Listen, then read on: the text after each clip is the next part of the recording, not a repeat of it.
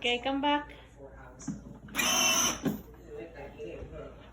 told her that he's addicted. Seems like everyone's obsessed with it.